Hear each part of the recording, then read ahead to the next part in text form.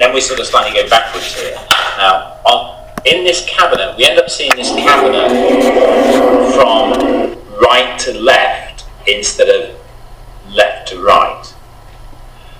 But you might be able to play it the other way, but it might look weird.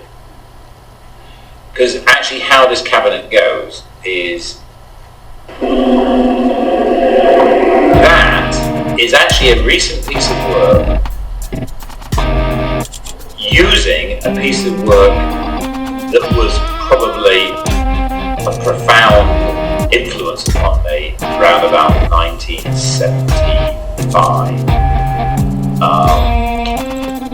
And an influence that I didn't even know, so a kind of subconscious influence upon me in 1975, which I only realised how it might have influenced me actually in this last year or so. And it's the Richard Hamilton toaster image, blah blah blah. So that's actually a recent piece which goes links to back in time.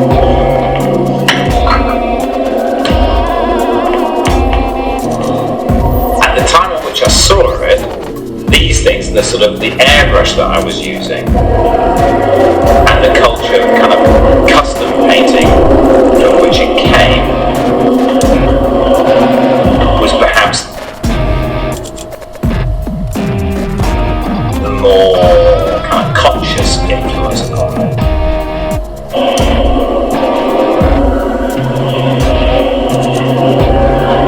So in effect, that table, you can do it, that table works better that way.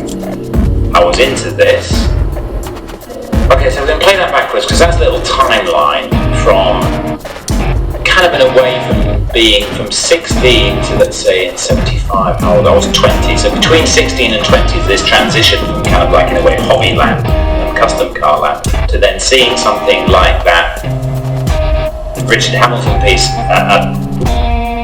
which is in a way kind of a celebration of Dieter Rams, and suddenly